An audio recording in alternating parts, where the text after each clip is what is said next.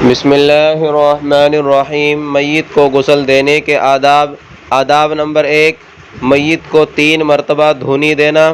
آداب نمبر 2، بیری کے پتے ڈال کر گرم کیے ہوئے پانی سے غسل دینا۔ آداب نمبر 3، میت کو پہلے وضو کروانا، پھر داہنی طرف سے غسل شروع کرنا۔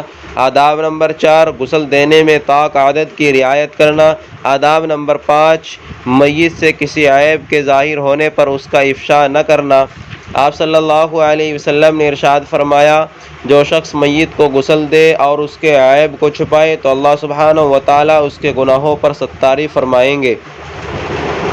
وضاحت: علماء نے لکھا ہے کہ اگر کوئی آدمی بدعت یا کسی حرام اور کبیرہ گناہ کا ارتکاب علانیہ طور پر کھلم کھلا کرتا تھا، مثلا کوئی آدمی گویہ تھا یا کھلم کھلا سود خور تھا یا لوگوں کے اوپر ظلم ڈھاتا تھا، اور ایسے آدمی کے مرنے کے وقت اس کے جسم میں کوئی ایسی چیز نظر آئے تو اس کو چھپایا نہ جائے بلکہ اس کو ظاہر کیا جائے تاکہ لوگ اس قسم کے جرم سے بچیں۔ جب لوگوں کے سامنے یہ چیز آئے گی کہ یہ آدمی ایسا کرتا تھا اس لیے ایسا ہو گیا تو ان کو عبرت ہوگی۔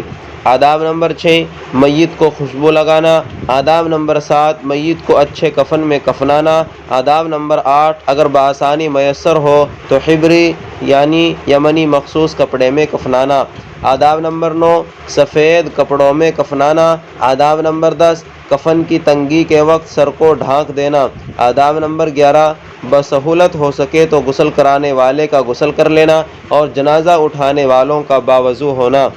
آپ صلی اللہ علیہ وسلم نے ارشاد فرمایا، جو شخص میت کو غسل دے وہ خود غسل کر لے اور جو جنازے کو اٹھائے تو وہ وضو کر لے۔ اللہ تعالی ہم سب کو کلمے والی موت نصیب عطا فرمائے اور ہم سب کی مغفرت فرمائے، اپنے فضل سے ہم سب کے اوپر اپنا رحم کرم فرمائے اور ہم سب کو جنت الفردوس میں اعلیٰ مقام نصیب فرمائے اور موت کی تنگی سے ہم سب کی حفاظت فرمائے۔ السلام علیکم ورحمۃ اللہ وبرکاتہ۔